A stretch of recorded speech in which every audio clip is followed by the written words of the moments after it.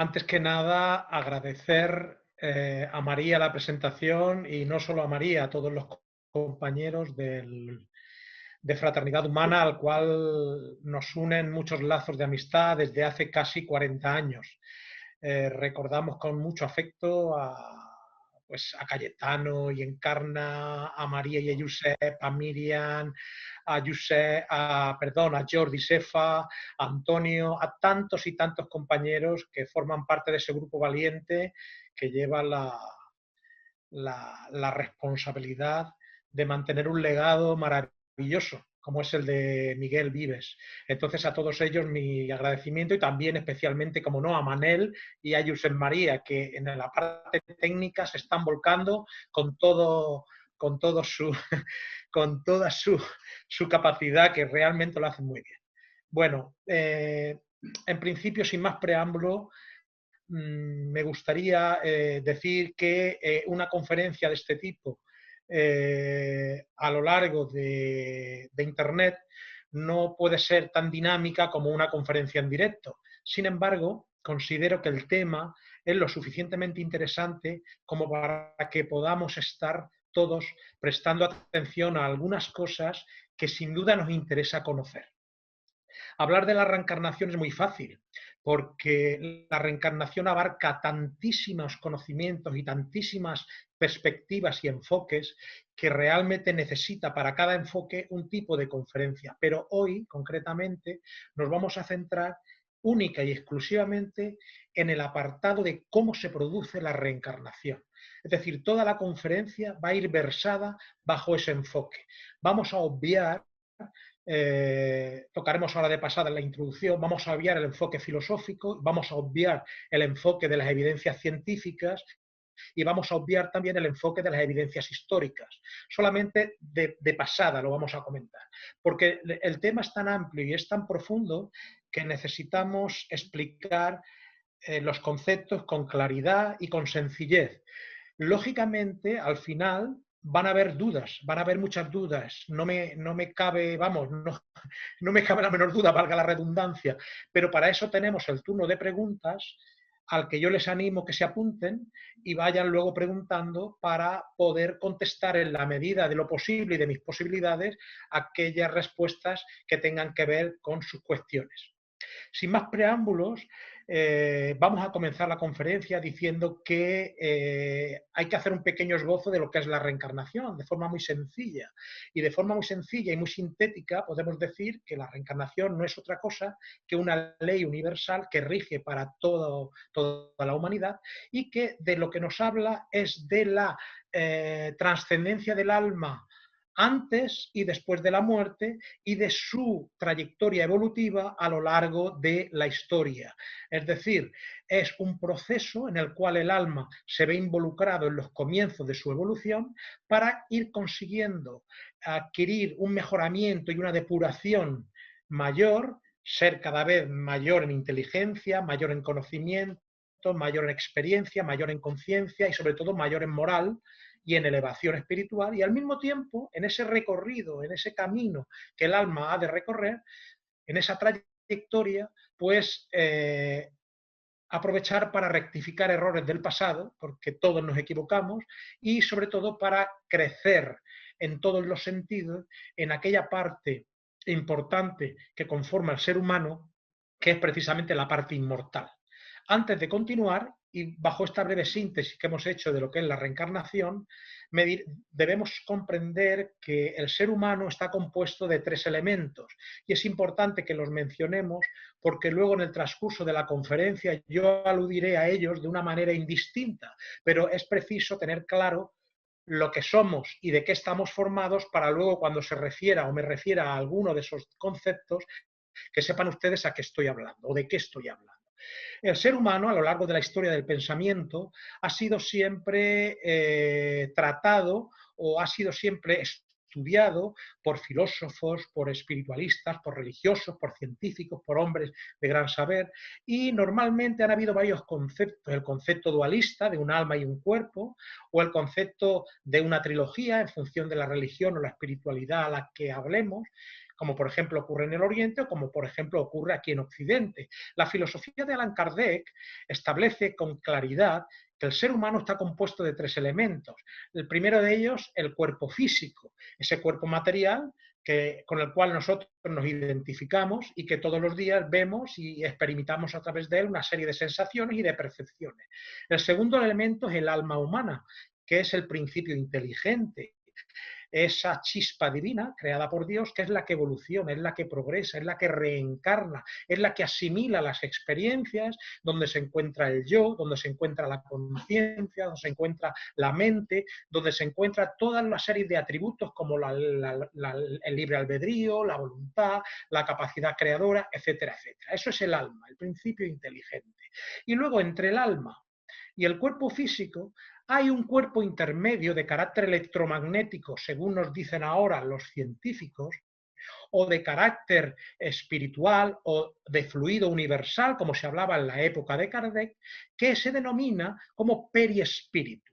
Ese periespíritu es el lazo que une la materia física con el cuerpo, con el alma humana, es decir, el alma inmaterial con el cuerpo físico. No podría haber una unión entre ambos si no existiera ese cuerpo intermedio, porque ese cuerpo es un cuerpo semimaterial, es decir, posee moléculas espirituales y moléculas semimateriales energéticas o mediofísicas, como son las que corresponden al fluido vital que mantiene la vida en todos los seres orgánicos, y el perispíritu, que también lo poseen, como digo, los seres orgánicos, lo poseen los animales, lo poseen las plantas en un proceso inicial mucho más primario, pues ese perispíritu es la energía que vitaliza y que da vida precisamente a todos los seres orgánicos. Comprendiendo esa trilogía que somos, alma eterna e inmortal, que no tiene forma, que no tiene sexo, que no podemos vislumbrar ni podemos ver, cuerpo físico que está movilizándose, movimentándose y apareciendo en este mundo de 3 dimensiones, donde tiene una serie de percepciones, y periespíritu, ese cuerpo electromagnético o energético que vincula a ambos, es como vamos a ir avanzando en los conceptos de la reencarnación. Es como vamos a ir comprendiendo de qué manera estos 3 elementos se configuran y se ponen de acuerdo para dar lugar, cada vez que reencarnamos, a una nueva vida, a una nueva venida del alma humana a la Tierra. Dicho esto, hagamos una breve introducción histórica diciendo que ya hace 5.000 años, concretamente en la India, pues la trayectoria de la reencarnación era milenaria, y ya en aquella época, en los Vedas, concretamente en el Bhagavad Gita, aparece una conversación muy importante entre Krishna y Arjuna, que era su discípulo, en la cual él le dice a Arjuna: vosotros, como yo, hemos tenido muchos renacimientos. La única diferencia es que yo conozco los míos, mientras que vosotros ignoráis los vuestros. Este aspecto de que en la India hace 5.000 años era conocida ya la reencarnación y mucho antes, es trasladable o extrapolable a todas las culturas de la Tierra. En Egipto, por aquella época, hace 3.000 años antes de Cristo, existía la escuela hermética, la escuela de Hermes Trimegisto, en la cual se decía pues algo así como que las almas bajas y malas permanecen encadenadas a la tierra en una rueda de renacimientos, mientras que las almas positivas, las almas nobles, las almas elevadas, las almas llenas de bondad, se elevan hacia el espacio y se liberan con el paso del tiempo de esa rueda reencarnatoria. Pero no solamente en el Egipto y en el hinduismo, sino los órficos, los pitagóricos, la filosofía griega a través de Sócrates, Platón, etcétera, etcétera, todos ellos hablan de la reencarnación, de la ley de las vidas sucesivas, de la ley de las vidas múltiples, como esa herramienta que tiene el alma humana para ir creciendo en espiritualidad, en perfección, en moralidad y sobre todo en felicidad, que en realidad es la base y el sentido de la vida, alcanzar cada día mayores estadios de felicidad, de bienestar físico, mental, psicológico y espiritual. Hecha esta breve introducción histórica, podemos hacer una breve introducción de las evidencias científicas de la reencarnación. Las evidencias científicas de la reencarnación son muchísimas. Normalmente se suelen catalogar en tres grandes grupos. En primer lugar, lo que son las evidencias directas. Dentro de las evidencias directas, pues tenemos aquellas que tienen que ver con casos de reencarnación comprobada, como en su momento certificaron y testificaron muchísimos científicos, uno de ellos el gran doctor Ian Stevenson en la Universidad de Virginia, con casos muy importantes, otro el doctor Morris Netherton, como por ejemplo, estos casos de reencarnación comprobada llevaban una investigación científica exhaustiva, aplicando el método científico extraordinario de observación, experimentación, comprobación de pruebas, etcétera, etcétera, y sometiendo a los sujetos, precisamente, descartando todo tipo de casuística que tuviera que ver con cualquier cosa de tipo alucinatoria, etcétera, etcétera. Una de las evidencias es esta, los casos de reencarnación comprobada, de las evidencias directas. Otra evidencia directa, los recuerdos espontáneos de vidas anteriores. Hay personas que en determinados momentos de su vida tienen acceso a recordar pasajes que no saben de qué les viene y que son recordados y son realmente experiencias o experiencias traumáticas que quedaron grabadas indeleblemente en su espíritu y en su alma, y que a raíz de una experiencia traumática en este momento, en la vida actual, o una experiencia emocionalmente muy fuerte, afloran de su inconsciente y entonces se les hacen visibles, los pueden captar, los pueden recepcionar de una forma sorpresiva incluso para ellos. Estos recuerdos de vidas anteriores muchas veces han sido constatados y han sido probados. Esto en cuanto a las evidencias directas. Hay muchas más, pero no podemos detenernos aquí. Las evidencias indirectas, pues son aquellas tan famosas como la de los niños prodigios. ¿Cómo es posible que Mozart a los 5 años compusiera sinfonías? ¿De dónde sacaba ese conocimiento? ¿Cómo podía todos los niños prodigios de la historia que han existido? ¿De dónde afloran esas ideas innatas en niños que apenas tienen percepción o conocimientos de algo y se demuestran como genios? Pues afloran precisamente de los conocimientos que tuvieron en vidas anteriores. Es famoso el célebre caso de Kim Jong, un niño coreano que al año y medio ya hablaba con su madre desde la cuna, que a los 3 años hablaba 5 idiomas, que a los 5 años daba clases a los 5 años desarrollaba integrales y tenía un conocimiento matemático extraordinario, y que a los 11 años, pues estuvo en la Universidad de Tokio explicando matemáticas diferenciales a los profesores de física de dicha universidad. A los 15 años, Kim Jong fue llevado a la NASA, y allí lo convirtieron en todo un icono de percepción y de capacidades extraordinarias. Luego, al final, él dejó todo eso. Es un ejemplo que pongo. Los niños prodigios son otra gran explicación de por qué existe una vida anterior al cuerpo físico del alma y de los recuerdos que traemos de vidas anteriores.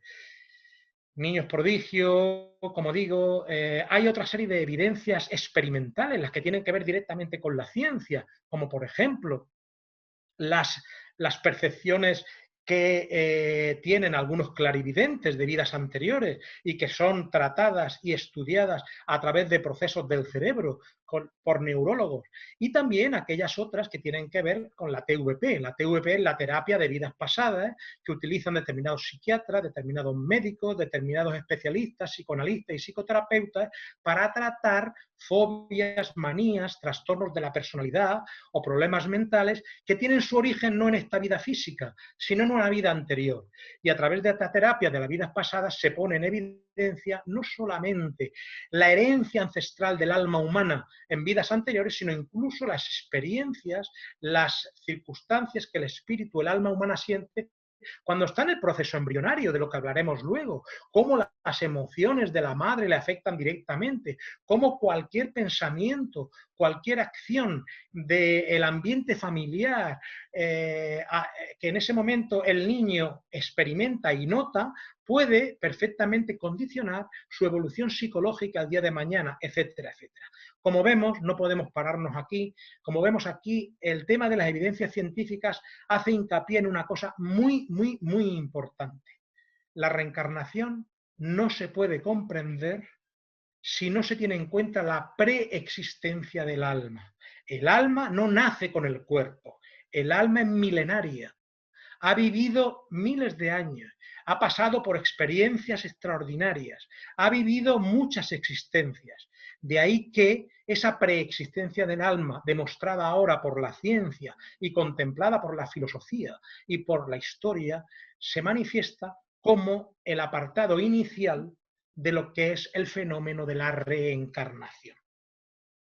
Normalmente solemos pensar, cuando tenemos hijos, que nuestros hijos son nuestros. Y nada más lejos de la realidad. Nuestros hijos no son nuestros hijos son de Dios.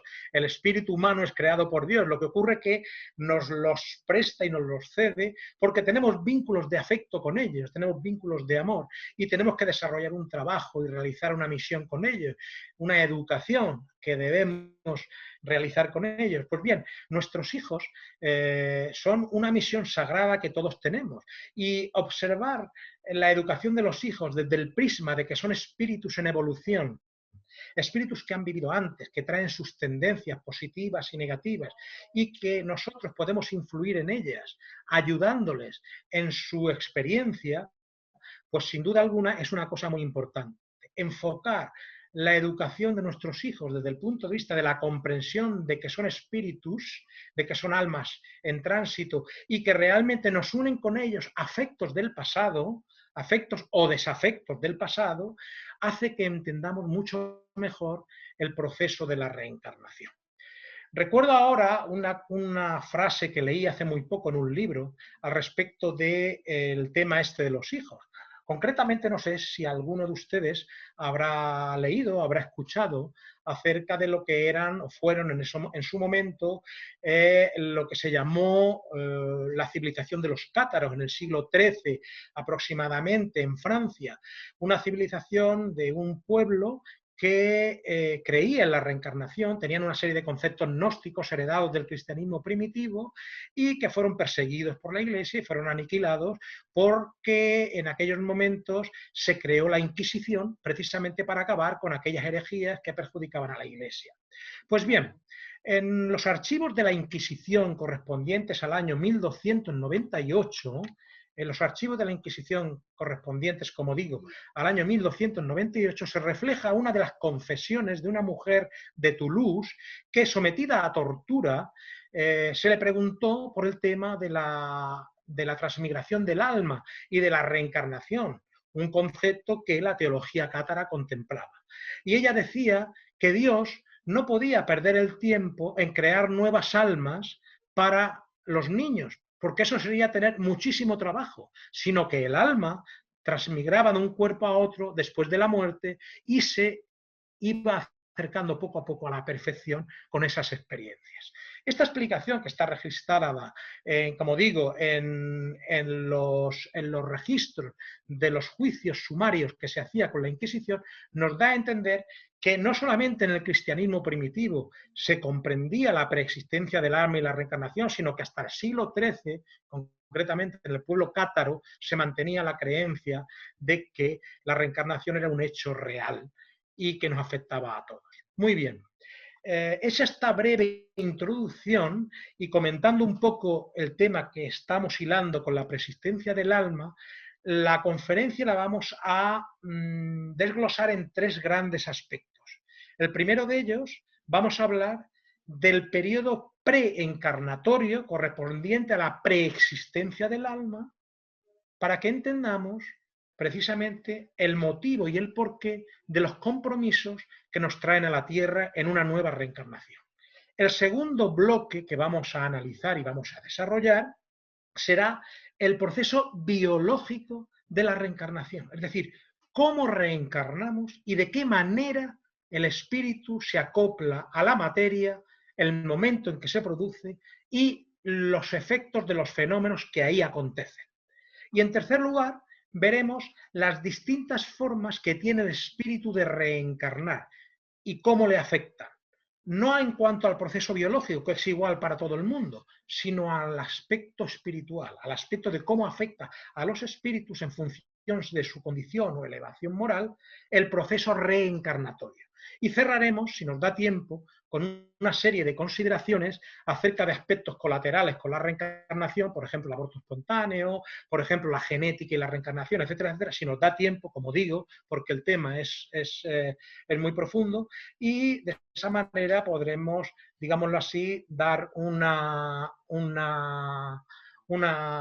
explicación más completa. No sé si se me oye. ¿Se me oye?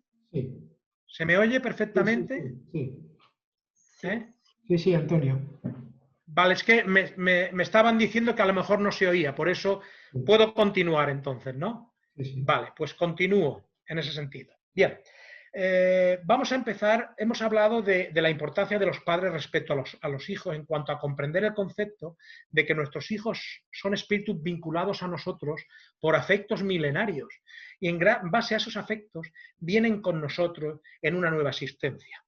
Eh, Normalmente, como luego veremos, en algunas ocasiones al espíritu, cuando va a reencarnar, se le permite incluso elegir la familia donde va a venir, pero eso depende, como luego veremos, de una serie de condicionantes. Eso lo veremos posteriormente.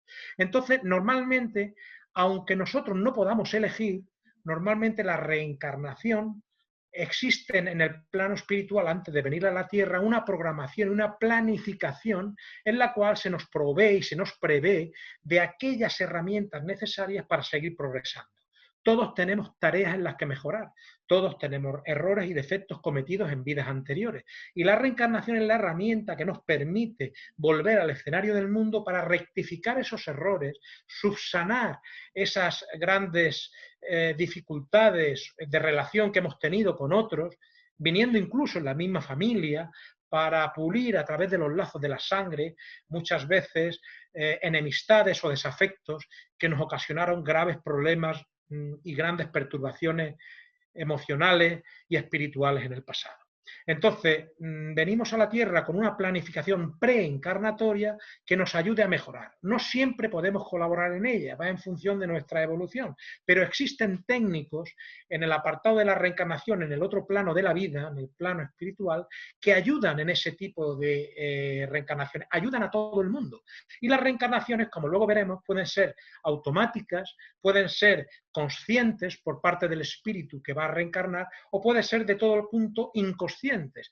Ahora, siempre hay una ayuda espiritual para controlar y dirigir el proceso preencarnatorio a fin de que la persona pueda aprovechar esa experiencia de 40, 60, 80 o 100 años que va a vivir y que le sirva de progreso y le sirva de evolución. No solamente elegimos a los padres, sino que en los antecedentes previos a la reencarnación, esos técnicos espirituales nos acompañan, nos ayudan y nos proveen de las herramientas necesarias para que la reencarnación se lleve a efecto dentro de las condiciones más adecuadas que nos podemos permitir. De hecho, en algunas ocasiones, en alguna conferencia, me preguntan con insistencia, bueno, ¿y cómo está el tema? El tema este de la intimidad respecto de los padres o de las parejas y tal. Y como luego comentaremos en un ejemplo que pondré, hay que entender que la función sagrada del sexo es respetada precisamente por los espíritus superiores, no así por los espíritus inferiores. De forma que en esos técnicos de reencarnación que nos ayudan a reencarnar, cuando hay un proceso en marcha de reencarnación y un espíritu se va preparando en el plano espiritual para reencarnar, toman las debidas precauciones para no molestar y no entrometer en la intimidad de la pareja cuando está en el acto sexual, siempre y cuando esa pareja tenga una perspectiva de vida normal y corriente y no esté sometida a vicios o a una serie de circunstancias morales de baja condición que lo que hace es atraer energías negativas que realmente impiden la protección y la intimidad de la pareja en el acto sexual, que va a dar lugar o va a dar origen unas horas más tarde, después del acto sexual, a la fecundación del óvulo y por lo tanto a la concepción. Es un aspecto que comento porque en muchas ocasiones la gente pregunta al respecto y existe esa protección de esa intimidad de la pareja en el acto sexual.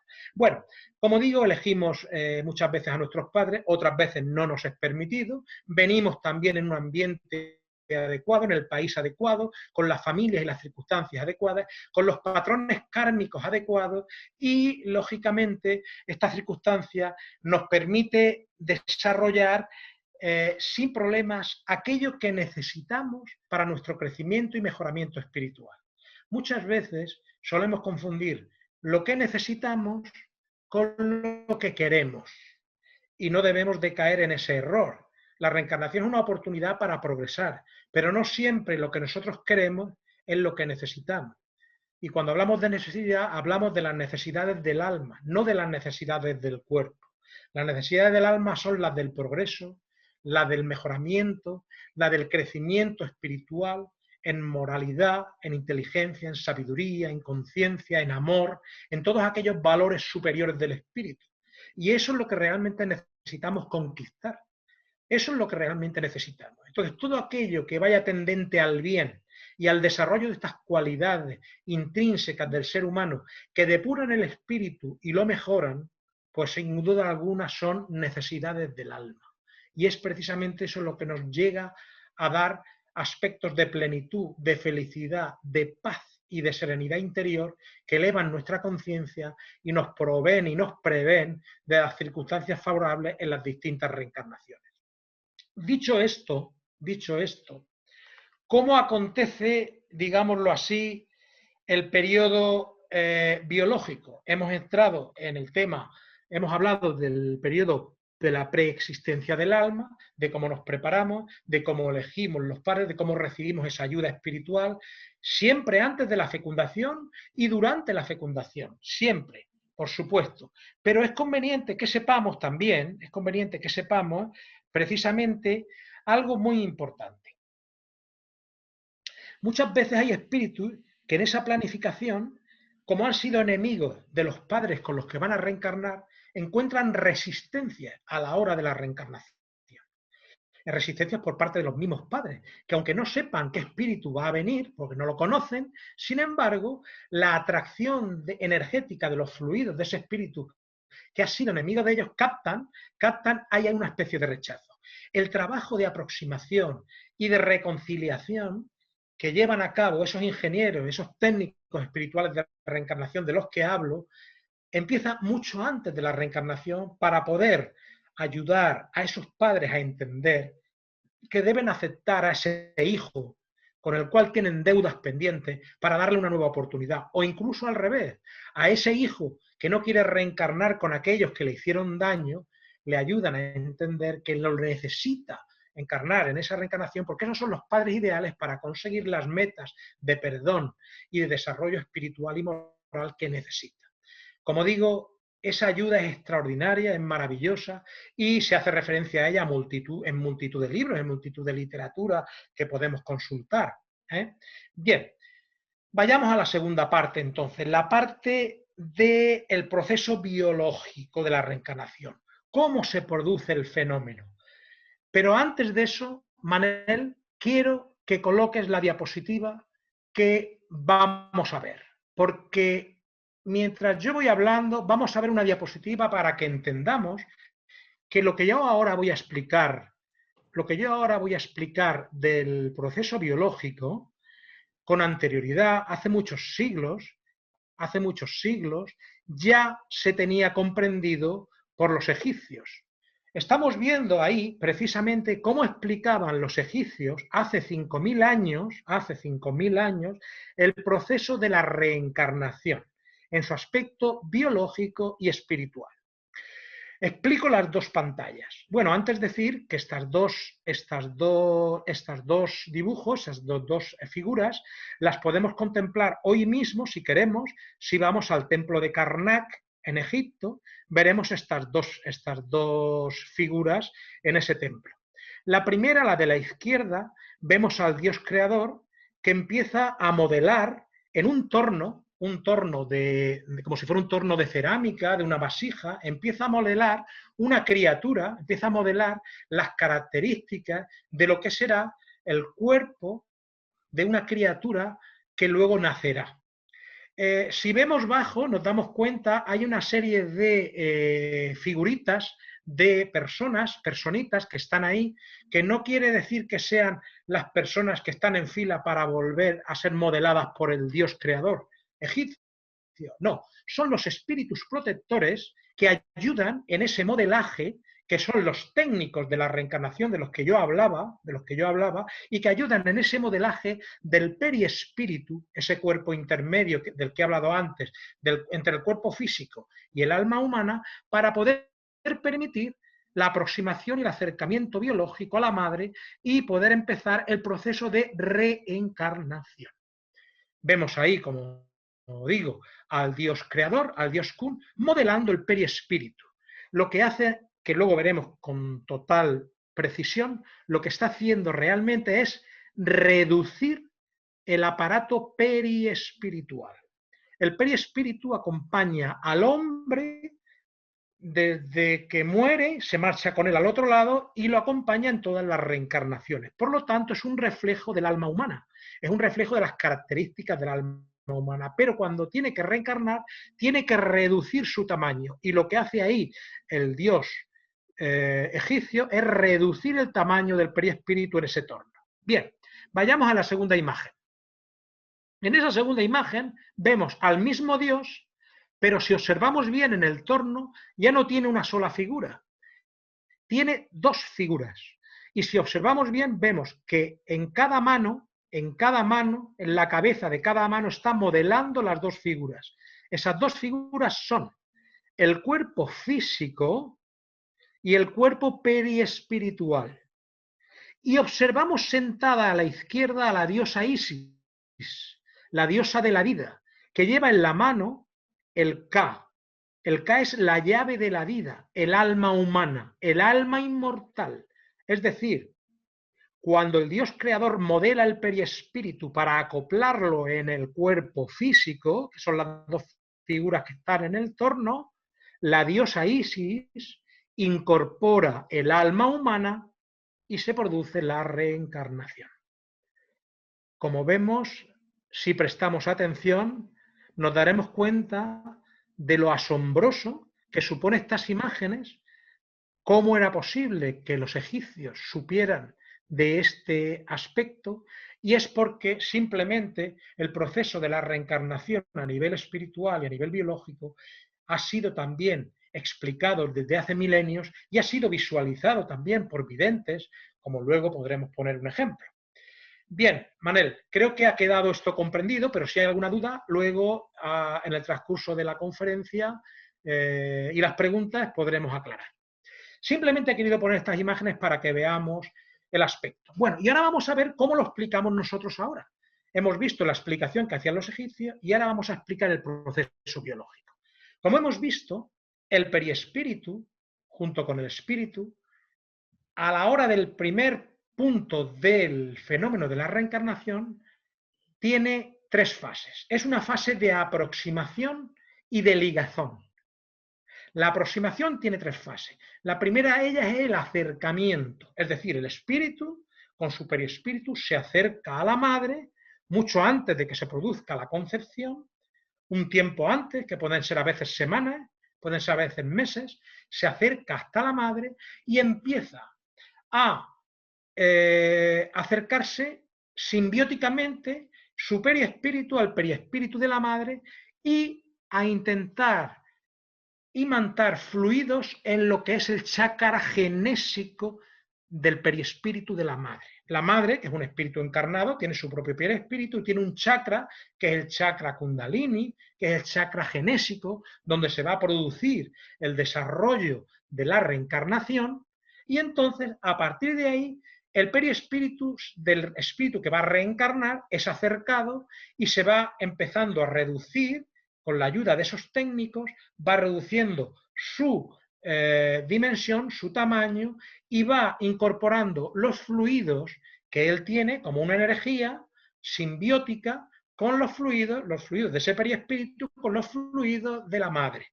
Y todo ello empieza a producirse una conexión a nivel de fluidos entre la madre y el futuro hijo a nivel del chakra genésico, es decir, a nivel de esas energías, las energías del periespíritu de la madre y las energías del periespíritu del reencarnante. ¿Cómo se produce eso? Se produce precisamente porque tanto el periespíritu de la madre como el periespíritu del que viene a reencarnar pueden conectar con esas moléculas semimateriales de las que hablaba anteriormente y porque existen lazos fluídicos de afecto y de relación entre ellos. Es decir, personas que anteriormente han vivido en otras vidas y se tienen afecto, se tiene cariño y tienen pensamientos afines y sentimientos afines, lógicamente tienen mayor facilidad por sintonía de conectarse. Entonces, en este momento el periespíritu es acercado al chakra genésico de la madre y empieza el proceso de aproximación, de acercamiento. Una segunda etapa es el proceso de sintonía vibratoria.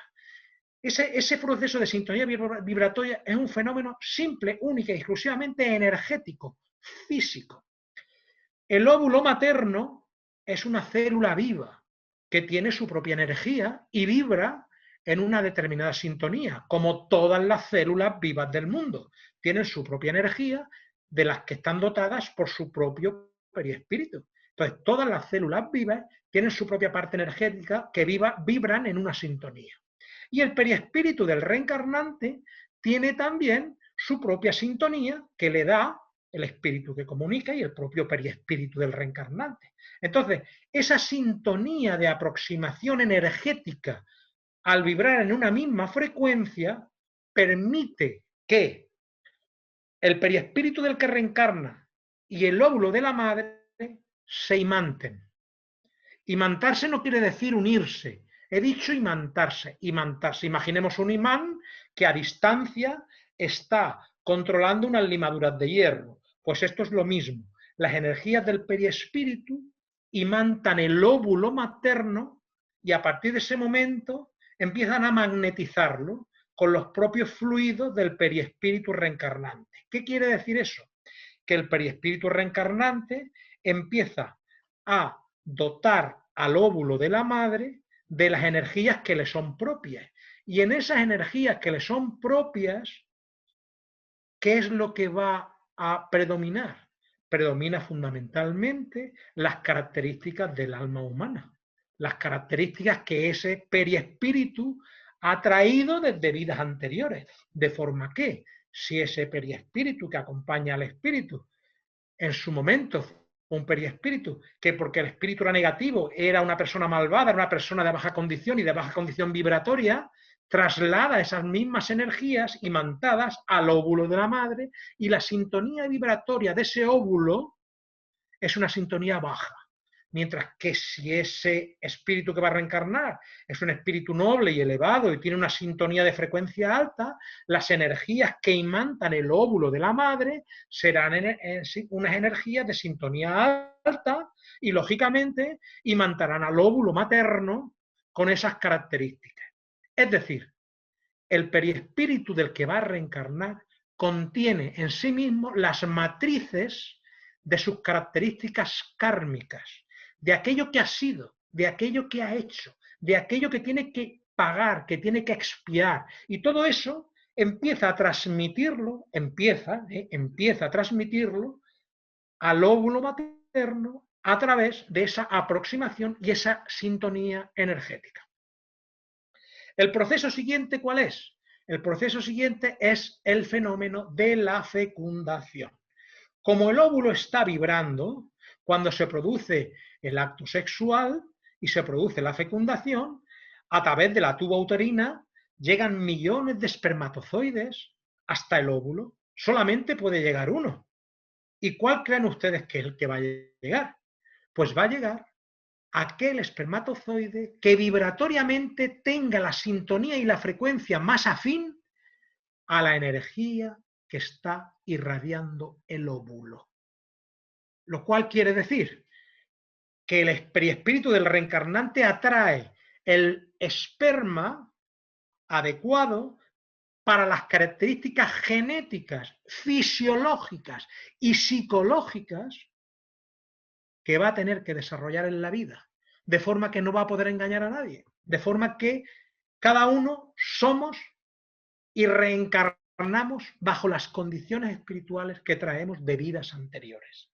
Todo esto lo resumía en una frase extraordinaria, maravillosa, el gran padre de la Iglesia, el gran filósofo del siglo II, Orígenes de Alejandría, cuando decía la siguiente frase: cada alma recibe el cuerpo que merece según sus merecimientos y sus previas acciones. Esa frase de Orígenes detalla a la perfección de qué manera el óvulo y el esperma van a dar lugar a una reencarnación del espíritu adecuado a sus características espirituales. Cada alma recibe el cuerpo que merece en base a sus merecimientos y a sus previas acciones. Como vemos, después de esta, digamos así, simbiosis energética y atracción que se produce, llega la gran explosión, el gran choque biológico, que es precisamente cuando el esperma penetra en el óvulo y entonces ya se produce la fecundación, se produce la concepción y a partir de ese momento comienza la reencarnación. Y digo comienza porque la reencarnación no termina hasta que el niño sale del vientre de la madre y ni siquiera entonces termina. Una reencarnación plena no se produce hasta aproximadamente los 7 u 8 años de edad en los que el espíritu y el perispíritu han tomado completa y absoluta absorción de la materia por parte de los fluidos perispirituales. Esto lo explicaremos luego más adelante si nos da tiempo. Entonces, el fenómeno biológico llega a la concepción, llega al momento de la concepción y a partir de ese momento se produce la reencarnación.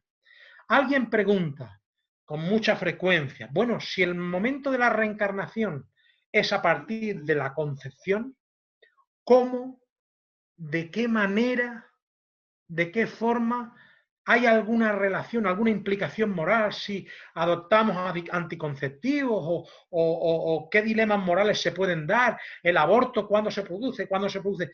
Hay que tomar esa línea de meta. La línea de meta es toda cuestión anterior a la concepción, anticonceptivos, etcétera, etcétera, que no prevea el tema desde la luz de la filosofía espírita, realmente puede ser una negligencia en base a los compromisos espirituales de traer hijos, pero son compromisos subrogados que posteriormente tendremos oportunidad de saldar. Pero en el momento en que se produce la reencarnación, en el momento en que se produce la concepción, cualquier aborto provocado, obligado o consentido, pues lógicamente representa un crimen. Y esto lo quiero matizar desde el principio para que lo tengamos claro. Porque en ese momento ya hay un espíritu vinculado a esa materia. Vinculado no quiere decir que esté dentro. Está fuera. Lo que está realmente vinculado es el perispíritu. En la pregunta 353 del libro de los espíritus, Kardec explica perfectamente este tema embriológico. El perispíritu está fuera y el espíritu está fuera, el alma está fuera unida al perispíritu y el perispíritu está ya modelando el cuerpo que van a hacer. Esa primera célula, ese cigoto del que hablan los embriólogos, que es la primera célula que da origen a lo que luego, por la mitosis celular, irá mutando, irá reproduciéndose y dará lugar ¿a qué? Pues dará lugar al embrión.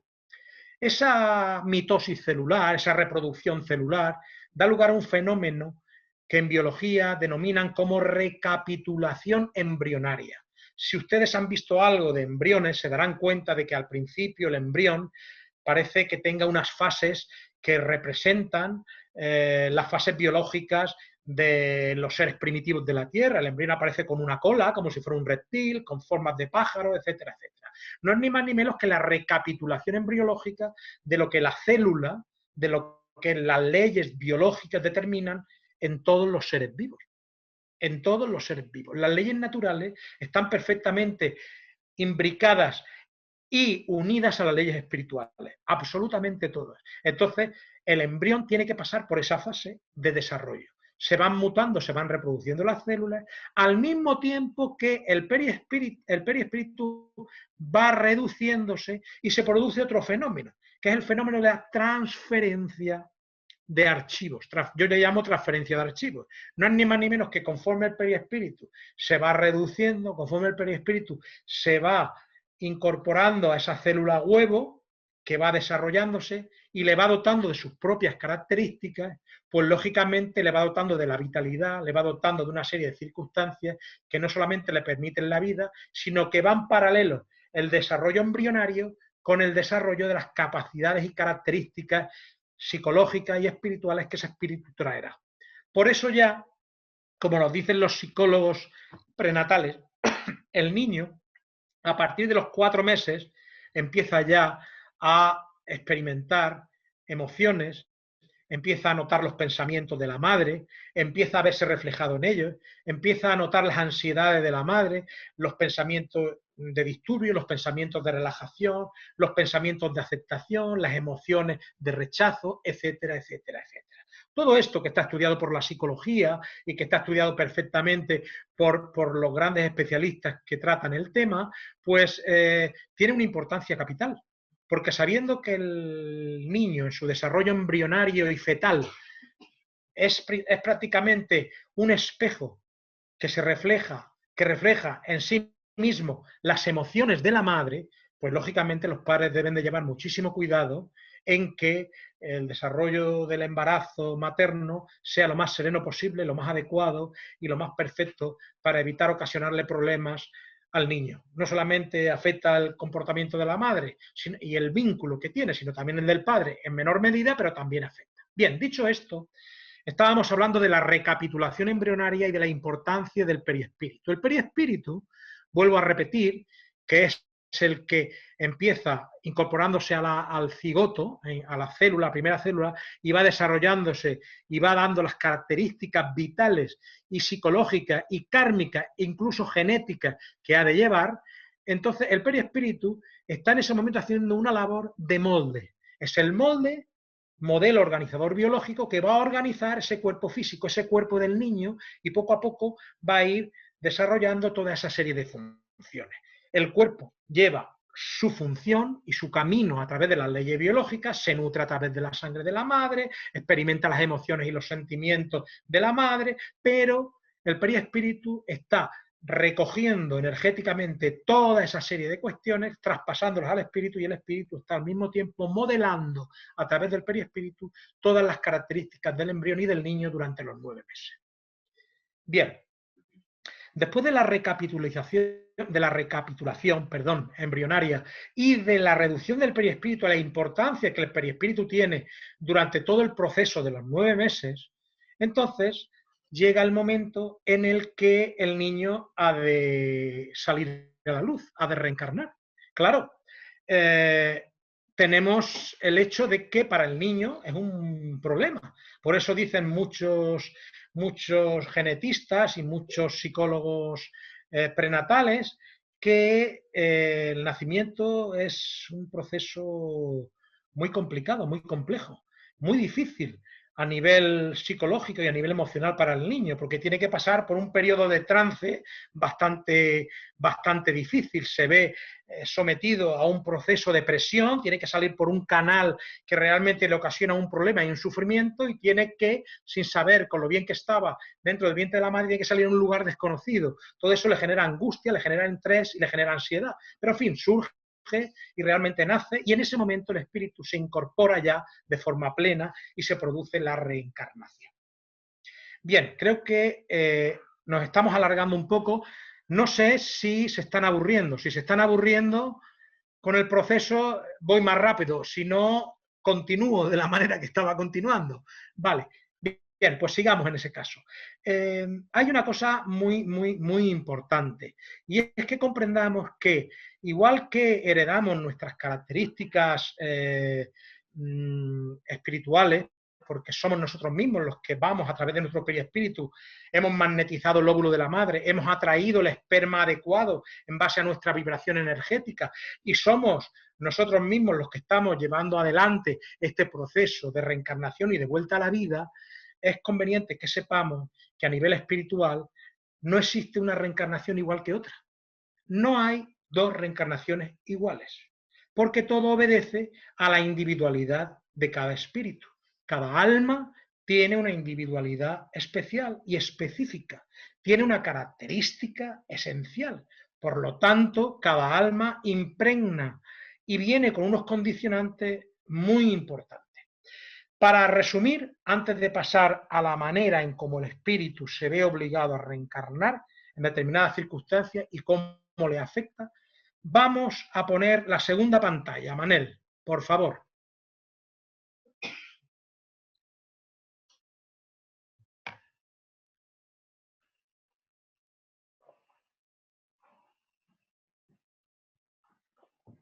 Ahí vemos dos momentos decisivos del fenómeno biológico y espiritual de la reencarnación. El primero, la concepción es igual a la reencarnación y se produce precisamente cuando el esperma, como vemos ahí, el espermatozoide alcanza el óvulo y se produce un choque biológico. Han habido psiquiatras y médicos que han llegado a comparar el fenómeno de este choque biológico como la expansión de un Big Bang. Se produce una descarga energética extraordinaria que es parecida a la explosión del Big Bang. Es el fenómeno de la vida que Dios provee y prevé.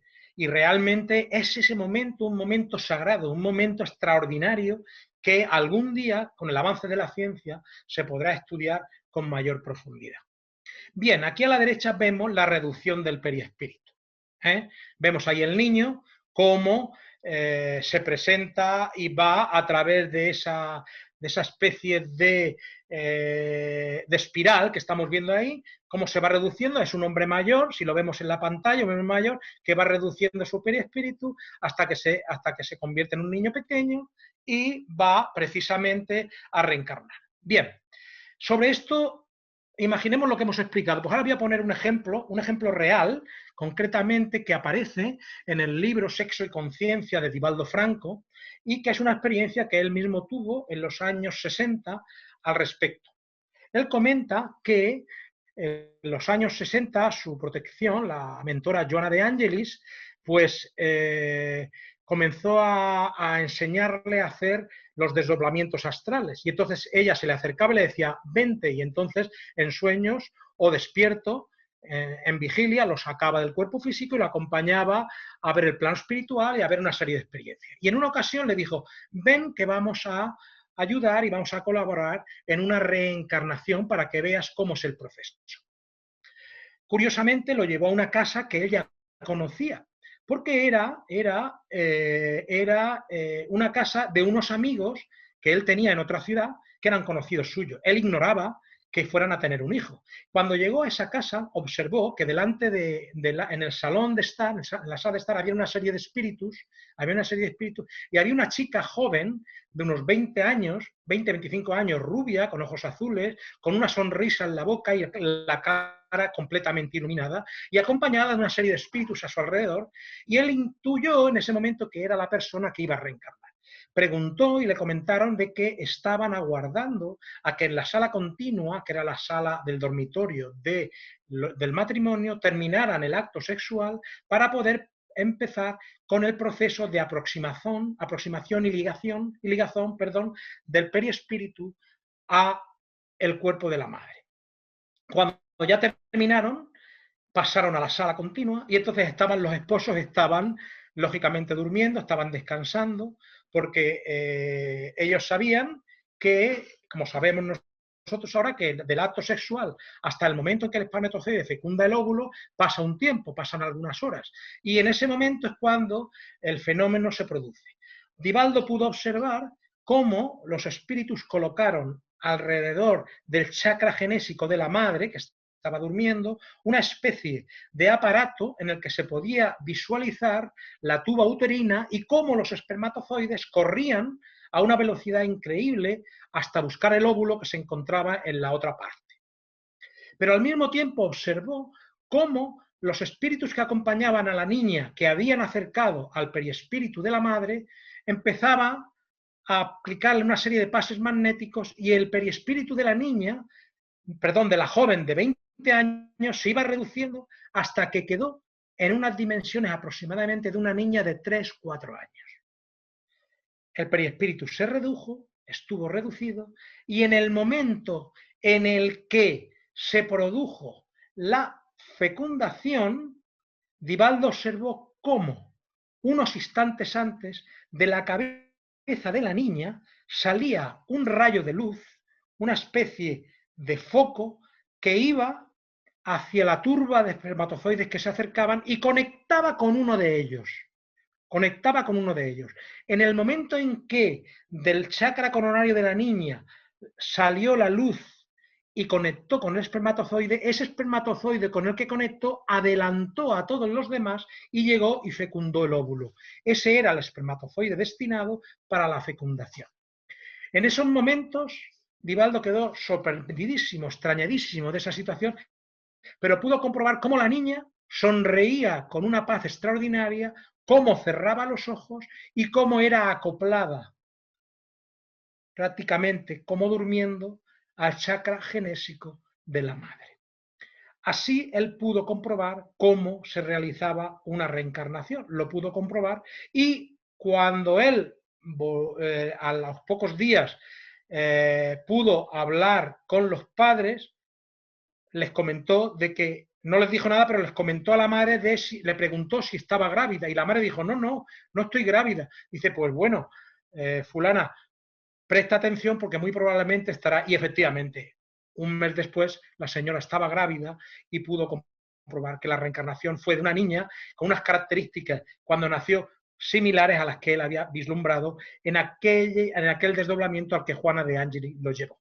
Este caso es un caso real y excepcional, como he puesto aquí abajo en la pantalla. Cuando quieras, Manuel, puedes quitarla. Pero me viene precisamente para comentar lo que estaba explicando antes. Estos casos reales y excepcionales obedecen precisamente a aquellos espíritus de una elevada condición que vienen con una misión adecuada. Es un espíritu, en este caso, un espíritu elevado que traía una misión extraordinaria, había reencarnado varias veces, había tenido varias facultades y había realizado unas misiones sacrificiales muy grandes, y en esta existencia esta niña vino, reencarnó, hoy en día todavía vive, ella es una señora mayor, tiene hijos, tiene nietos, y ha realizado una labor extraordinaria, anónima, callada, con unas facultades paranormales fantásticas y de una manera desinteresada y altruista maravillosa. Entonces, todos los espíritus reencarnan, el proceso biológico es igual, pero no es el proceso espiritual igual, que es a lo que iba. Este espíritu, al ser elevado, tomó parte en su propia reencarnación, pudo elegir a los padres, pudo ser consciente mentalmente hasta el momento final de su acoplamiento. Incluso colaboró mentalmente en ese acoplamiento a la materia. Pudo elegir incluso sus matrices genéticas, sus matrices kármicas. Es algo que se les permite a los espíritus elevados, a los espíritus que ya llevan una elevación. Pero hay otros espíritus, los espíritus de baja condición y los espíritus medianos, como somos la gran mayoría, que no tenemos tanta, digámoslo así, preponderancia. Y a la hora de reencarnar se nos permiten pocas cosas. Si acaso se nos presta toda la ayuda necesaria, eso sí, por supuesto, pero no se nos permite muchas veces participar activamente en la reencarnación, como ocurrió con este espíritu. De hecho, hay espíritus malvados, espíritus, por ejemplo, los obsesores, por ejemplo, obsesores en el plano espiritual, cuando reencarnan de forma automática.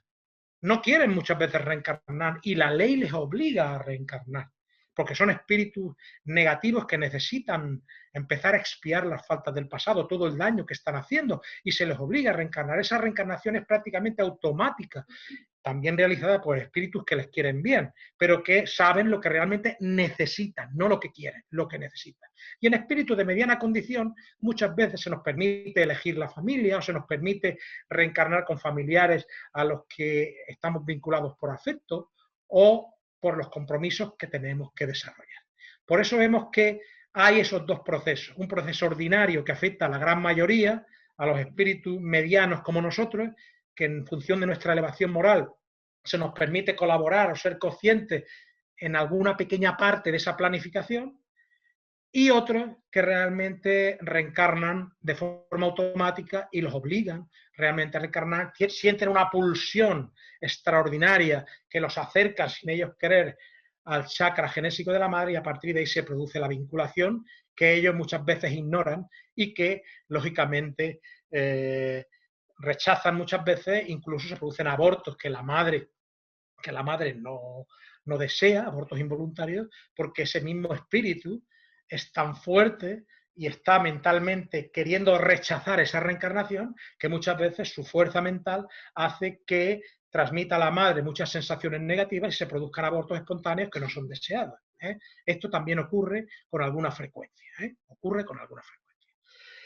Bien, Manel, tenemos una hora y quedan muchas cosas en el tintero, quedan muchísimas cosas por aclarar, pero no nos vamos a extender. Lo podemos dejar para otra ocasión. Sin embargo, antes de terminar, me gustaría aclarar que el sentido de la reencarnación es realmente un acto de misericordia divina, un acto de misericordia divina para con todos nosotros, porque nosotros somos espíritus en evolución, almas endeudadas muchas veces, aunque no lo sepamos, de ahí el sufrimiento que muchas veces padecemos o que vemos padecer a otros, y que venimos a este mundo a rescatar esas deudas del pasado. Pero esas deudas del pasado, como explica precisamente la filosofía de Kardec, no es el karma puro y duro que nos explican los orientales. Hay una confusión muy grande entre karma y ley de causa y efecto, que es la que nos explica la filosofía espírita. La ley de causa y efecto es aquella que permite a través del amor rescatar las deudas del pasado. Y aunque haya que pagarlas, permite reducir precisamente las consecuencias de las mismas. Mientras que el karma es puro y duro recibir en las mismas condiciones que se siembra lo que se recoge. Y efectivamente vamos a recoger la consecuencia de nuestros actos, pero depende de nosotros poder dulcificar esa consecuencia, esa repercusión aflictiva en vidas anteriores o en la vida actual, si nosotros actuamos y cambiamos para el bien y nuestro comportamiento se realiza dentro de las leyes espirituales, de las leyes morales que Dios ha puesto para el progreso y la evolución del alma humana, una de las cuales es la ley de la reencarnación, la ley de la evolución y la ley de causa y efecto. Para terminar, me gustaría decir que la reencarnación es, como digo, un acto de misericordia divina, porque nos ayuda a ir poco a poco creciendo en espiritualidad, en amor, en moral, en los valores superiores del espíritu, los auténticos valores que nos conceden paz, serenidad interior y calma. Y en estos momentos de disturbios, de confusiones, de aflicciones, de graves preocupaciones, cuando el espíritu humano mantiene su mente elevada, sus emociones ordenadas, sus sentimientos controlados y tiene una conducta recta y una conciencia limpia, tiene el equilibrio necesario para no dejarse, digámoslo así, afligir, digámoslo así, o perjudicar por las sensaciones externas que realmente le pueden perjudicar. Porque cuando la persona observa que es un espíritu en evolución y ve la vida desde este punto de vista existencial, comprendiendo su sentido trascendente, comprendiendo que somos eternos, comprendiendo que nada acaba con la muerte, que la muerte no existe, es simplemente un cambio de morada, un cambio de estado al mundo espiritual. Cuando comprendemos eso, nuestra visión del mundo y de la vida se eleva y observamos las cosas materiales con otra perspectiva. Tenemos una mayor esperanza ante las dificultades, desarrollamos nuestra fe en Dios porque sabemos que no estamos solos, que somos eternos, que somos sus criaturas creadas a su imagen y semejanza en cuanto a sus capacidades espirituales que debemos desarrollar y que siempre estamos protegidos por su misericordia y por aquellos que partieron antes que nosotros, que nos aman y que nos quieren desde el otro lado.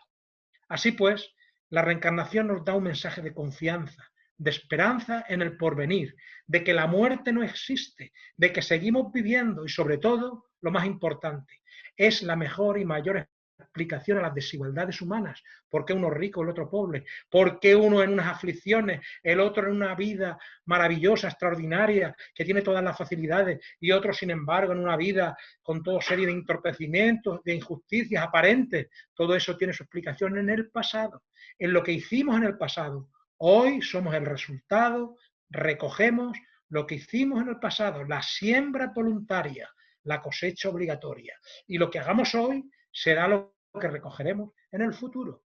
Y de ahí es la importancia de la reencarnación.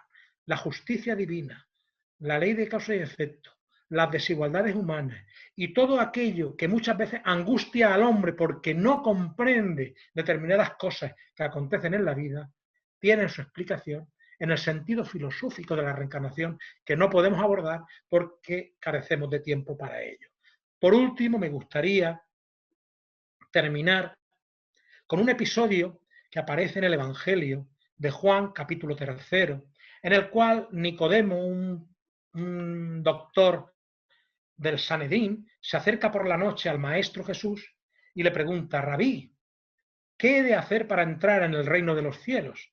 Y Jesús le responde: en verdad te digo que para entrar en el reino de los cielos se necesita volver a nacer en agua y en espíritu. Y Nicodemo le responde: pero ¿cómo es posible esto, Rabí? ¿Cómo es posible esto, maestro? ¿Cómo puede un hombre viejo entrar de nuevo en el cuerpo de su madre? Y Jesús le responde: el espíritu es como el viento. No se sabe de dónde viene, abro paréntesis, preexistencia del alma, ni a dónde va, reencarnación, abro paréntesis. Oís el espíritu que viene y va. Por eso te digo que para entrar en el reino del cielo te es preciso nacer de nuevo. No solamente este pasaje es aclaratorio sobre el tema de la reencarnación, sino que hay muchísimos pasajes más en los que Jesús se refiere a la reencarnación, como por ejemplo los 3 que se mencionan en los distintos evangelios acerca de Juan el Bautista y la reencarnación, Elías, etcétera, etcétera, etcétera.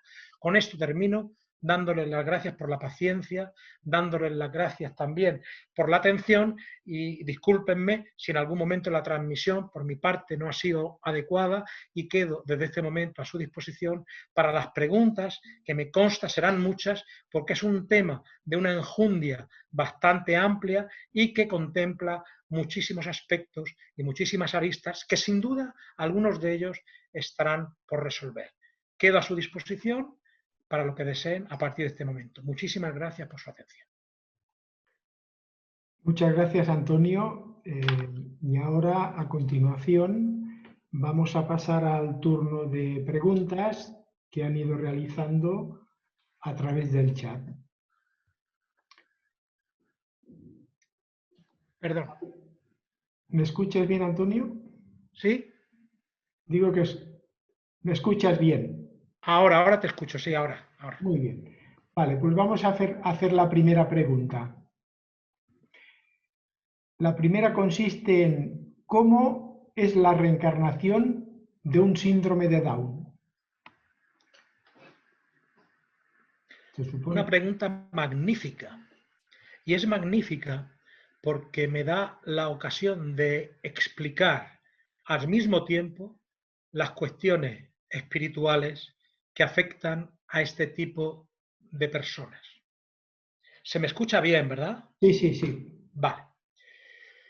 Jesús dijo en su célebre frase: no juzguéis y no seréis juzgados. ¿Por qué digo esto?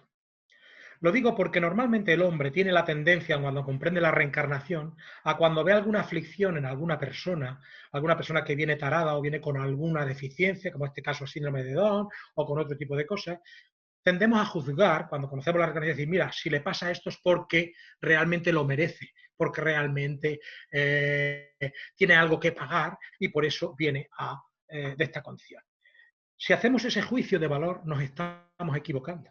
Porque como dice Jesús en la explicación que he dado, el espíritu es como el viento.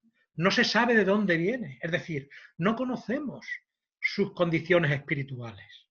Conocemos solamente su apariencia física, su apariencia biológica. Una reencarnación de una persona que tiene síndrome de Down, el proceso se produce exactamente igual, el proceso biológico es exactamente igual que el que he explicado anteriormente, el biológico. Pero el periespíritu impregna y atrae al esperma necesario que lleva esas características para que el cuerpo se desarrolle, esas características genéticas para que el cuerpo se desarrolle con el síndrome de Down. Porque esa es una misión que ese espíritu se ha planificado antes de venir a la Tierra, o bien se la ha obligado, una de las dos cosas. O bien ha sido obligado o bien ha sido planificado. ¿Y por qué se diferencia? Si ha sido obligado es porque realmente tiene que pagar un karma a ese espíritu y, lógicamente, con esa circunstancia puede ser que haya sido una persona que se suicidó en una vida anterior y con esa circunstancia sal de la deuda con la vida que tenía, o que haya sido una persona que haya despreciado o que haya abandonado a personas con una condición física deficiente en otras vidas, los haya abandonado a su suerte y tenga que pasar por esa misma condición. Eso en el caso de que sea un espíritu de baja condición.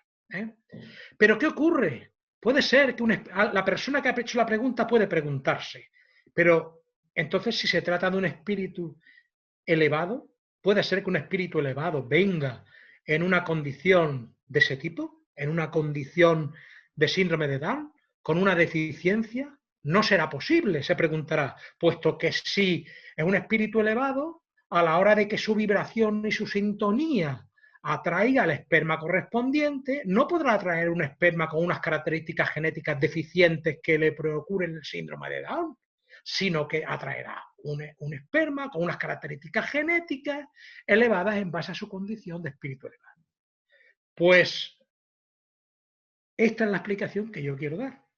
Hay espíritus elevados que participan, como he dicho anteriormente, en su proceso de reencarnación y vienen a ayudar a los padres sacrificándose por los padres en una materia con síndrome de Down o con otras deficiencias. ¿Por qué vienen a ayudarles y a sacrificarse en ese tipo de materia? Porque los padres, a los que ese espíritu ama notablemente, despreciaron la vida en otros momentos y despreciaron a los hijos, pudieron ser abortistas, pudieron ser, siempre estoy poniendo interrogantes, estoy poniendo ejemplos, pudieron ser abortistas que despreciaron la vida.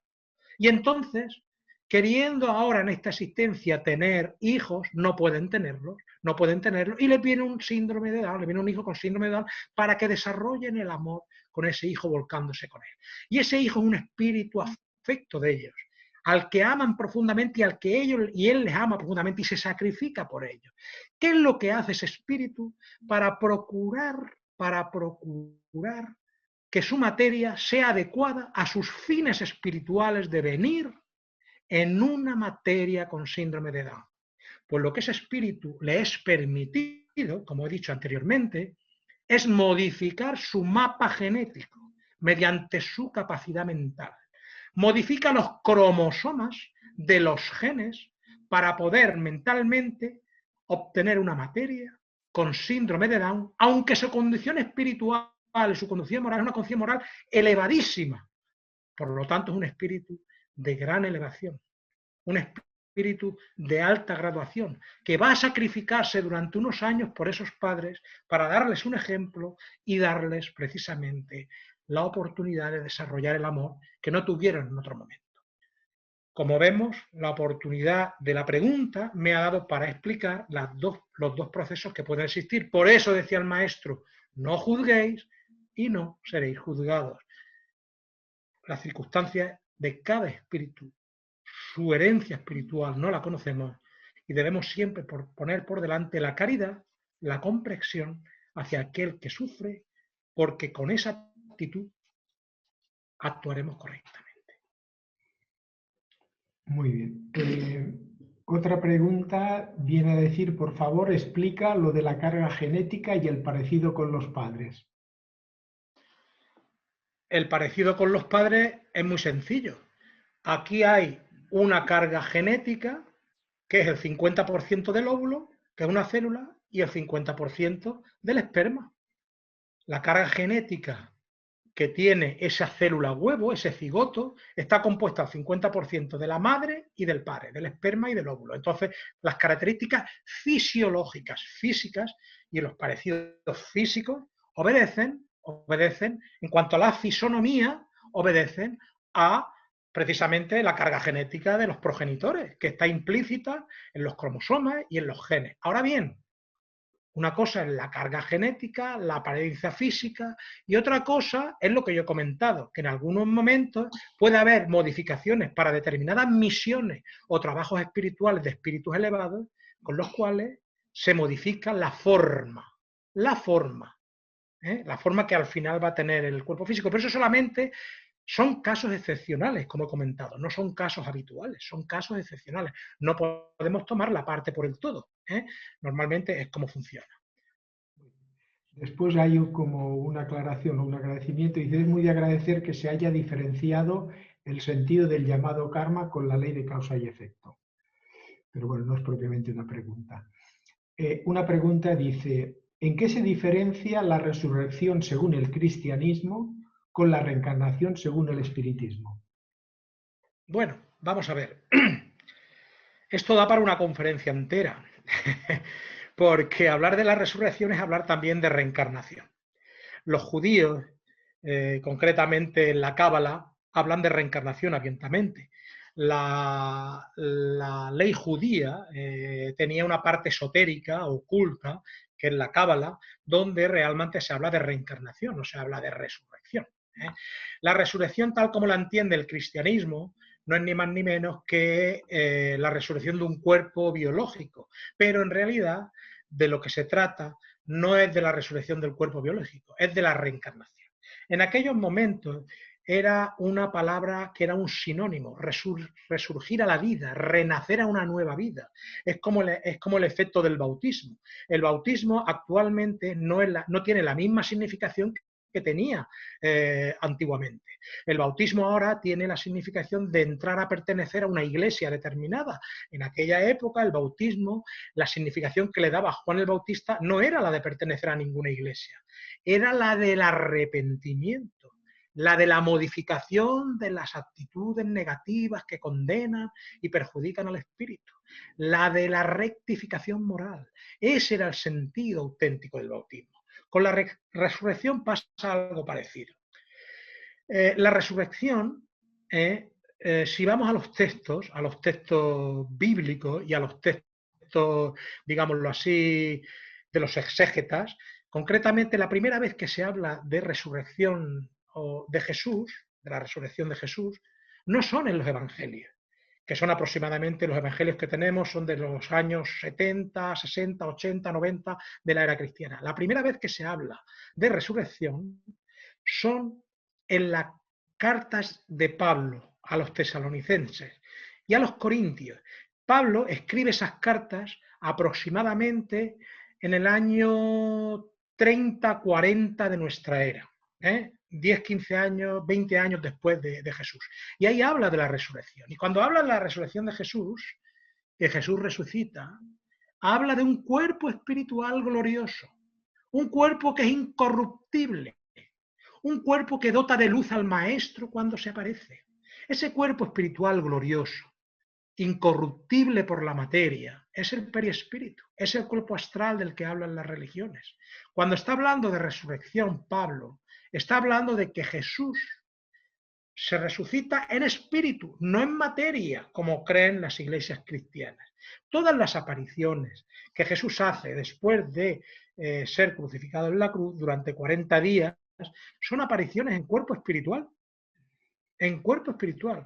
Jesús tenía un perispíritu, digámoslo así, especial, que había sido formado por los fluidos quintaesenciados del planeta Tierra. Porque para tener un perispíritu y reencarnar, es preciso que ese perispíritu se rodee de las condiciones adecuadas al espíritu que reencarna. Y Jesús es un espíritu perfecto, un espíritu angélico, liberado miles de años de la reencarnación. Con lo cual, antes de reencarnar, tuvo que prepararse durante muchísimo tiempo y tuvo que recoger y adaptar para él los fluidos más elevados, más quintaesenciados, para que su espíritu pudiera reducirse y tener un cuerpo periespiritual que le permitiera reencarnar. Un cuerpo periespiritual y una materia que dominaba a voluntad por la capacidad extraordinaria de ese periespíritu. Para mayor información de esto, en el capítulo 15 del Génesis, según Allan Kardec, hay una explicación maravillosa sobre cómo Jesús dominaba la materia y cómo estaba en los dos planos. Bien, la resurrección, para terminar, como digo, entendida desde el punto de vista de Pablo, es precisamente la resurrección del cuerpo espiritual, del espíritu de Jesús. Por eso Pablo concluye con la frase: vana es nuestra fe si el milagro de la vida después de la muerte, es decir, si la resurrección de nuestro Señor no es una realidad. Es decir, Jesús resucita espiritualmente, su espíritu con su periespíritu sale del cuerpo y realizaba toda esa serie de prodigios, incluso fuera del cuerpo. La resurrección está presente como concepto teológico porque evidentemente a nivel filosófico no tiene ninguna explicación, ni tiene ninguna coherencia, y a nivel científico mucho menos. Es inviable completamente pretender que cuerpos o átomos desperdigados por la materia que luego vuelvan a reunirse miles de años después, mientras tanto, ¿dónde queda el espíritu? ¿Dónde queda el alma? Es un concepto teológico desfasado, un concepto filosófico pasado de moda, que tuvo que adoptar la Iglesia porque en aquellos momentos necesitaba construir una ortodoxia adecuada a determinados planteamientos de su propia religión. En ese sentido, no tiene nada que ver la reencarnación, es reencarnar con alma y periespíritu en cuerpos sucesivos, y la resurrección, según el concepto que le demos, tiene un significado o tiene otro. Muy bien. Otra pregunta, Antonio. ¿El orden del sexo a la hora de reencarnar, chico o chica? Perdón, repíteme la pregunta. Sí. ¿El orden del sexo a la hora de reencarnar, chico, chica? Volvemos a la misma explicación de antes. El espíritu, el alma humana, no tiene sexo. No tiene sexo porque, como he comentado, no tiene forma, y el sexo es algo extraordinario porque tiene una función creadora. La gente desconoce la función creadora del sexo, lo sagrado de las fuerzas sexuales, de la importancia sexual, cuando lógicamente va acompañado por la parte afectiva, por la parte del amor, que realmente es una fuerza creadora extraordinaria. Pero bien, es lo mismo que hemos explicado antes. Cuando el espíritu va a reencarnar, previamente ya ha elegido el sexo que va a tener, y su periespíritu se conforma, es decir, se adapta a las características sexuales que va a tener en la nueva reencarnación. Por eso en el ejemplo que he puesto de Divaldo, la chica aparece con sexo de mujer. Si hubiera tenido una reencarnación de hombre, su periespíritu hubiera estado conformado como un periespíritu de hombre, no como un periespíritu de mujer. Entonces, cuando ese periespíritu va a reencarnar, atrae genéticamente un esperma, y las condiciones del sexo que el periespíritu imprime son las que va a tener ese ser, o bien sexo masculino o sexo femenino. De hecho, hay una cosa muy importante. El sexo, al principio, desde el momento de la fecundación, ya está ahí, pero no está expresado, no se expresa hasta que no pasan aproximadamente unos 49 días. A los 49 días ya se puede distinguir el sexo del niño de la niña. Con anterioridad, el sexo ya está implícito, pero el desarrollo del periespíritu en lo que son las células, en lo que es el desarrollo embrionario, todavía no le permite manifestarlo.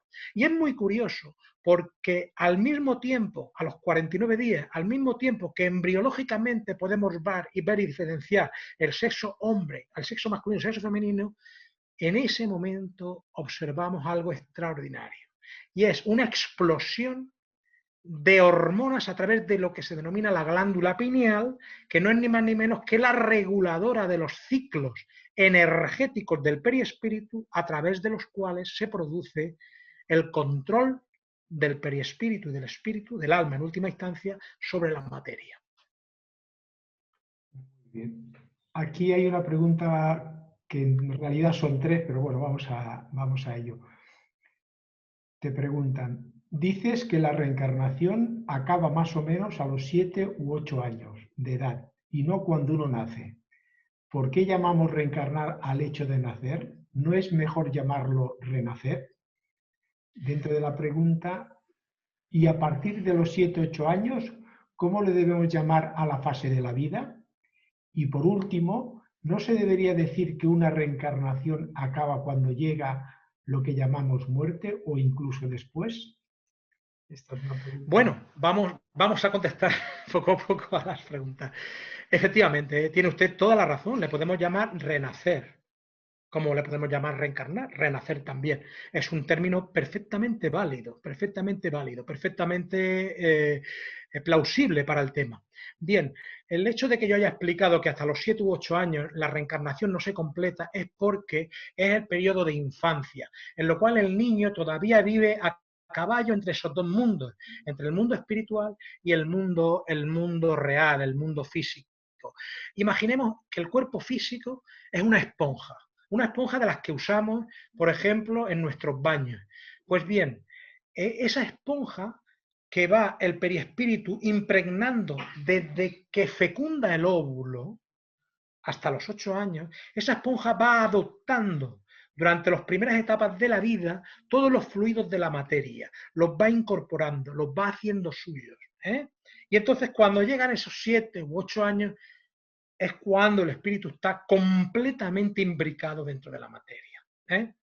La segunda pregunta, de hecho, bueno, esto no es que yo lo diga porque lo diga así, porque se sabe de las explicaciones espirituales, sino que son precisamente los estudios de los psicólogos y los estudios de los neurólogos y de los neuropsiquiatras los que avanzan precisamente de que el complemento psicológico del individuo pasa por una serie de fases, hasta los 2 años, de los 2 a los 7 años y de los 7 años en adelante. Es decir, a partir de esa edad, la fase de la vida es la misma, porque en realidad estamos hablando de la misma vida. Muchas veces confundimos vida con muerte o vida con desencarnación, y no debíamos de hacerlo, porque la muerte, como el renacimiento o reencarnación, como queramos llamarle, forman parte de lo mismo, es la vida. La vida contiene el renacimiento y la muerte. La vida no es lo contrario de la muerte, porque la muerte no existe. Seguimos viviendo en el plano espiritual. Lo único que hacemos es cambiarnos de casa, nos cambiamos de traje, dejamos el cuerpo físico y nuestro perispíritu con nuestra alma se marcha al plano espiritual para volver posteriormente dentro de unos años. Entonces, la vida no es lo contrario de la muerte. Por eso Kardec, en el epitafio que le pusieron allá donde está su sepulcro, dice esa famosa frase: nacer, morir y renacer y progresar siempre. Tal es la ley. En esa frase se resume el concepto y el sentido de la reencarnación. Tiene usted toda la razón y podemos llamarle la fase de la vida desde el punto de vista del enfoque que queramos, como nos dé la gana, en el sentido de que si desde el enfoque psicológico usted quiere hacer distintas explicaciones, pues son esas, las primeras etapas del niño, la infancia, la preadolescencia, a partir de los 8 a los 12 años, etcétera, etcétera. Pero desde el punto de vista espiritual se considera que la reencarnación está completada a partir de los 7 o 8 años, donde el espíritu ha absorbido completamente todos los fluidos de la materia y los controla y los domina por completo. Y no sé si me he dejado alguna de la pregunta al final, recuérdamela. La última, bueno, y por último, ¿no se debería decir que una reencarnación acaba cuando llega a lo que llamamos la muerte o incluso después? Bueno, es lo que he estado explicando. La reencarnación termina, claro, cuando desencarnamos. A los espíritas nos gusta hablar de desencarnación, no de muerte, que es lo que estaba explicando hace un momento. Desencarnar, no morir, porque morir es desaparecer. Aquí desencarnamos, dejamos el cuerpo de la carne y nos vamos con nuestro espíritu para volver luego, porque somos eternos. Y además la demostración mayor fue precisamente la resurrección de Jesús, de la que hablamos con anterioridad. Entonces, efectivamente, nos gusta hablar de desencarnación y la muerte en realidad para nosotros no existe. Por eso, cuando uno comprende todo esto, no tiene miedo a la muerte. La muerte es un cambio.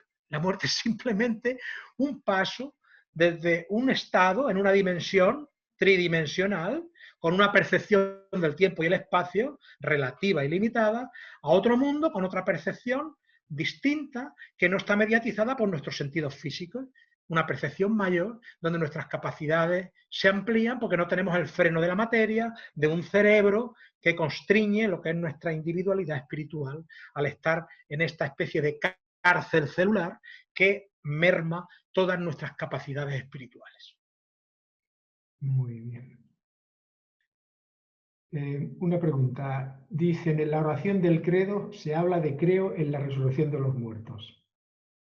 Sí, muy bien, es muy válido. Si usted es católico y cree en el credo, ¿por qué no? Perfectamente. La resurrección de los muertos es un aspecto teológico de la doctrina de la Iglesia Católica. Pero yo a lo que me refería anteriormente es que eso de cara a nuestros conocimientos, lógicamente está de más, porque ni científicamente es posible la resurrección del cuerpo como lo teníamos anteriormente, es algo desmentido por la ciencia y es algo desmentido por la filosofía y por los planteamientos de lógica y de argumentación más esenciales. Incluso no tenemos tiempo ahora de explicar filosóficamente las repercusiones de lo que sería y esperar miles de años a poder resucitar con el cuerpo antiguo. ¿Con qué parte del cuerpo resucitamos? ¿Cuando éramos jóvenes? ¿Cuando morimos? ¿Cuando somos viejos? Y ¿cuando tenemos salud? ¿Cuando estamos en enfermedad? En fin, hay una serie de cuestiones que no se explican, que no se ignoran, que desde el punto de vista filosófico y argumental son realmente ilógicas e irracionales. Esto no quiere decir que no respetemos todas las ideas, todas las ideologías y tal. Perfectamente el credo es válido y puede ser válido para las personas dentro de esa religión. Nosotros lo respetamos profundamente, pero una cosa es respetar y otra cosa es compartir. Lógicamente, cada cual tiene que razonar, analizar por sí mismo y adoptar aquello que su lógica, su razón y su entendimiento le permita comprender. Muy bien. Otra pregunta, vamos a ir a un poquito rápidos, que ya el tiempo se nos va cerrando. Una pregunta, ¿cómo se explica según el espiritismo el hecho de que una persona se manifieste gay o lesbiana? Bueno, esto daría para otra conferencia, porque tendríamos que hablar no solamente de la parte biológica de la que ya hemos hablado anteriormente, sino tendríamos que hablar precisamente de la parte psicológica. Aquí es muy importante no confundir, no confundir. Hoy en día hay mucha confusión. La gente confunde identidad de género, igualdad de género, ideología de género, lo mezcla todo en un batiburrillo y realmente no es así. Cada cosa es diferente. Desde el punto de vista psicológico, si nos vamos a los clásicos, podemos comprender que el gran maestro de la psicología analítica, Carl Gustav Jung, explicaba que existen, desde el punto de vista psicológico, en la personalidad humana, un arquetipo llamado animus y otro arquetipo llamado ánima. El arquetipo llamado animus son las características psicológicas masculinas que se encuentran en la mujer. Y el arquetipo llamado ánima son las características femeninas que se encuentran en el hombre. ¿Qué quiere decir? Que el equilibrio de esas dos características psicológicas da el equilibrio mental y emocional adecuado para una salud psicológica y mental respecto al sexo ordenada. Estamos hablando del punto de vista psicológico. ¿Cuáles son esas características del ánimo? Pues las características del ánimo son las características del género masculino. Por ejemplo, el género masculino, pues lógicamente es más fuerte, físicamente es más fuerte, tiene a lo mejor unas capacidades determinadas de decisión y tal. Sin embargo, el ánima femenino tiene características como la ternura, el afecto, como por ejemplo la capacidad de comprensión, de sentimientos, mayor que el hombre, ¿dónde va a parar? Etcétera, etcétera. Entonces, cada sexo, a nivel psicológico, estamos hablando ahora a nivel psicológico tiene sus propias características, pero sabemos que a nivel espiritual el espíritu no tiene sexo. Entonces el espíritu tiene que desarrollar las cualidades del animus y del ánima de forma integral a lo largo de las distintas existencias para conseguir ese equilibrio del que hablaba Jung. Por eso venimos de hombre y por eso venimos de mujer. ¿Qué es lo que ocurre en ese tránsito? En ese periodo de evolución lo que ocurre es que muchas veces reencarnamos varias veces de hombre y en una próxima existencia venimos de mujer y tenemos marcadas tan fuertemente las características femeninas, masculinas, que al reencarnar de mujer prevalece en nosotros una sensación psicológica contraria al sexo biológico que tenemos. Entonces nos sentimos de forma diferente al cuerpo biológico que tenemos. Y viceversa. Esto, lógicamente, obedece a una serie de cuestiones espirituales. Obedece al progreso del espíritu. No es casualidad. Se ha reencarnado en el sexo contrario, muchas veces es para expiar deudas que tiene por haber atentado contra ese sexo en una vida anterior. Haber sido, por ejemplo, una mujer libertina o promiscua, haber sido un señor que fomentaba burdeles, despreciando a la familia, destrozando hogares, yendo con mujeres de un tipo y de otro y haciendo daño y abandonando a la mujer y a los hijos. Es decir, existen determinados karmas, o mejor dicho, determinadas deudas que contraemos por una función irresponsable del sexo que muchas veces se pagan o se expían viniendo en un sexo contrario a experimentar determinadas circunstancias que necesitamos pagar por las deudas que adquirimos en vidas anteriores, tanto como hombre como mujer. Esa es una cuestión. Otra cuestión es que venimos a probarnos.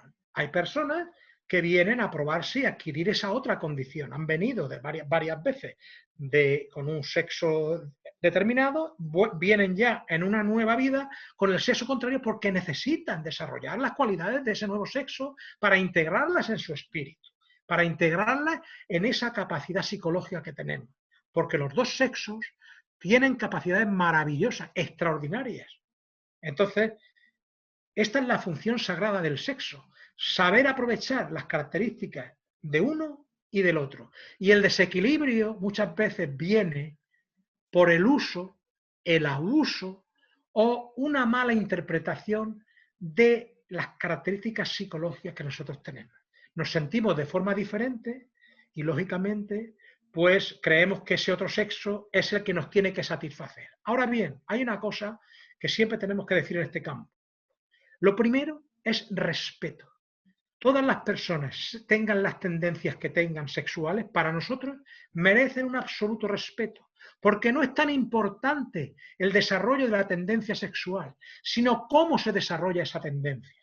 El sexo puede ir acompañado de amor o puede ir o no ir acompañado de amor. Cuando el sexo se hace por amor, con una pareja que se aman y se respetan, aunque sean de la misma condición sexual, eso nos merece respeto. Porque esos espíritus son afines, son espíritus que a lo mejor han venido con ese compromiso y hay que respetar. Porque, vuelvo a repetir, desconocemos e ignoramos las herencias espirituales que cada uno traemos a la tierra. Siempre respetar, nunca condenar, nunca enjuiciar y sobre todo saber que el sexo con amor permite una elevación espiritual extraordinaria, sean cuales sean las tendencias sexuales. Ahora bien, si las tendencias se llevan al vicio, evidentemente ahí hay un karma que asumimos, una aflicción que asumimos, que sin duda tendremos que dar cuenta de ella. Lo mejor es el equilibrio biológico y psicológico, pero si se puede realizar con el afecto y el amor que polariza las dos características psicológicas del ánimus y el ánima, polariza y realmente completa la unión sexual, entonces es cuando el sexo adquiere su función sagrada y su función creadora.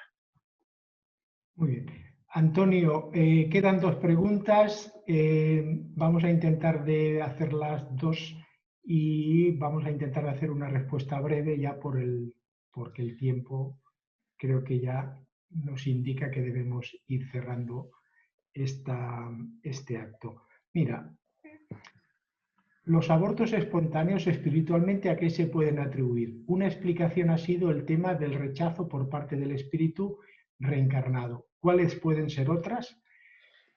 Dentro de la pregunta, ¿se entiende que el espíritu reencarnado no se muestra totalmente hasta los 7 años, como has comentado?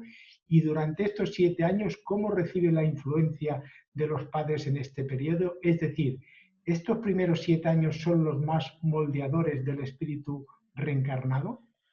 Sin duda. Empecemos por la última. Vamos a ver, hoy en día hay una ciencia maravillosa, extraordinaria, que ha acabado con la falacia del determinismo genético. Eso que nos venden por ahí, de que somos esclavos de nuestros genes. Eso es mentira completamente. Esto está ya perfectamente demostrado. Hoy en día hay una ciencia extraordinaria que se llama epigenética. Y dentro de la epigenética, que no es ni más ni menos que las condiciones que moldean las células del entorno de la persona, ¿no? Está la influencia del periespíritu y está las condiciones de educación, de lugar, de relaciones sociales, familiares, etcétera, que las personas tienen. Sin duda ninguna. Los primeros años de la etapa del niño no solamente lo condicionan psicológica y espiritualmente, sino que van a ser importantísimos, determinantes la manera en cómo los padres eduquen a esos hijos, si los educan en valores superiores, si los educan en disciplina y en amor, porque la educación no es ni más ni menos que educar en disciplina y en amor. ¿Pero cómo? A través de hábitos positivos. Son los hábitos positivos, los hábitos correctos para un buen desarrollo psicológico, mental y social del niño, los que competen a los padres. De hecho, los padres tienen esa sagrada misión que Dios les concede: moldear al niño en esa etapa en la que el niño es moldeable, esos 7 años de los que estamos hablando, y sobre todo en las primeras etapas, hasta los 2 años, 3 años. Es importantísimo que los padres comprendan su función educadora. Es importantísimo que los padres sepan que el desarrollo psicológico de ese niño cuando sea adulto va a depender en un porcentaje altísimo del ejemplo que le den los padres, de la educación moral y espiritual que le den, del aprendizaje que le hagan entender, de sobre todo cómo puede gestionar sus emociones, enseñarle a gestionar sus emociones. Es importantísimo, a ordenar sus pensamientos, a colaborar, a compartir, a dar, a entregarse. Todo este tipo de cosas condicionan el desarrollo de la persona y se instalan en la psicología del niño, en el desarrollo espiritual del niño, y le condicionan enormemente, además de su propia herencia espiritual. Entonces, si hay cosas que tiene que corregir y el niño le vemos trazas de envidia, los padres tienen que poner atención para corregir esa envidia. Y si le ven trazas de egoísmo, tienen que poner atención para corregir ese egoísmo. Y si le ven trazas de agresividad, de ira o de violencia, los padres tienen que ayudarle a controlar sus emociones, etcétera, etcétera, etcétera. Es importantísima y sagrada la misión de los padres. Y en cuanto a la pregunta del aborto, efectivamente hay muchos casos que responden por el aborto involuntario. No solamente la cuestión mental del que reencarna, sino la cuestión mental de la madre. ¿Cuántas madres hay que por convencionalismo no se quedan embarazadas y dicen que quieren a su hijo, pero mentalmente lo están rechazando?